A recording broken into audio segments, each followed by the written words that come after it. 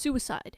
The act of taking your own life. A horrific act, but sadly a common occurrence. Every 40 seconds, someone dies from suicide. That's 1 million people per year. Maybe you've never dealt with suicide directly. Maybe someone you know has attempted or committed suicide. Perhaps you have attempted suicide. Whatever your experience with suicide is, it's very important to understand the signs of suicidal behavior. But please keep in mind that not every suicidal person will show these signs. In addition, seeing a single sign does not mean that the person is suicidal. The point of this video is for you to understand these signs and work out whether the person needs a friend or professional help. Sign number 1, suicidal talk. What do you think about suicide? Have you ever thought about killing yourself? How would you kill yourself? What do you think is the best way to commit suicide? Questions or phrases like this may suggest that a person is considering it. They talk about it because they want your opinion. In a way, they are asking for advice on committing suicide while not openly admitting to it. This may also be a way they are screaming for help. Sign number 2, giving away prized possessions. It's an odd occurrence when someone gives away expensive items or items they may need. In their mind, where they're going, they don't need material things. Giving away material possessions to loved ones may be a way they think they are helping close friends and family after their death. Sign number 3, changes to their will. There are usually a number of triggering events that cause someone to write their will. These events include marriage, having kids, older age, starting a business, or a close loved one dying. If a person seems to want to write a will out of the blue, try asking them why they have decided to write one. Sign number 4, obtaining a weapon. Of course, the mere act of obtaining a weapon doesn't mean someone is suicidal, but paired with the previous signs mentioned should serve as a warning, especially if they don't show any signs of taking up things like shooting as a sport, shooting as a hobby, or gun collecting. Sign number 5, strange sleeping patterns. Those strange sleeping patterns are often seen in suicidal people. It isn't the sleeping disorder that causes this. It is actually stress or restless thoughts from personal problems that cause a person to have trouble sleeping at night. Because of that, the inability to sleep that lasts a long period of time may be a clue that someone is suffering from depression or suicidal thoughts. Sign number 6, low energy. Low energy levels are often seen in people with depression, which is sometimes coupled to suicidal thoughts. These low energy levels happen as a result of lack of sleep and little motivation to do activities that will actually help them feel better. Sign number 7, abusing drugs or alcohol. A study by Bruce Alexander examined the theory of drug addiction on rats. Previous studies have concluded rats to be highly motivated for addictive drugs despite the obvious risks like being electrocuted or deprivation of food. Alexander challenged that notion by conducting a study of his own. He would put the rats in cages where they were free to do activities and interact with other rats. In past studies, the rats were in cages alone, often with nothing to do but the addictive drug. In Alexander's study, he found the rats to rarely take the drug. The same implications can be made for humans. When humans don't feel connected to anyone, they may turn to drugs and alcohol as a form of escape. Another reason may be because they think the drug will give them enough willpower to commit suicide. Sign number 8, low motivation for social life. People who want to commit suicide often drop out of their social lives. Depressed and suicidal people often do not feel connected to others around them. As a result, they may end up dropping existing friends or family because they don't feel good enough for them. They may also see socializing as a distant, unimportant thing. Sign number 9, not participating in activities they love. Seen in depression as well, suicidal people find no interest in activities they love anymore. Nothing seems to matter and their interest is diminished. Sign number 10, self-harm. Self-harm is one of the biggest signs that someone might be suicidal. Examples of this include cutting, burning, and poisoning oneself. In a sense, it's a way that suicidal people test the waters to see if they actually have what it takes to commit suicide. Former self-harmers often say that the physical pain helps them escape the emotional one. Sign number 10, risky behavior. Studies have shown that suicidal people tend to take more risks. Look out for signs such as driving recklessly or picking fights. Sign number 11, emotional outbursts. Look for unexplained emotional reactions to certain things people have said in their presence. It might make no sense to you why these words are triggering such an emotional response, but it could be words that remind them of a traumatic event in their life. Sign number 12, body language. This is a very general sign, but paired with the previous signs could be a good clue of depression and suicidal thoughts. Look for body language such as slumped shoulders, staring at the floor, and unwillingness to make eye contact. Sign number 13,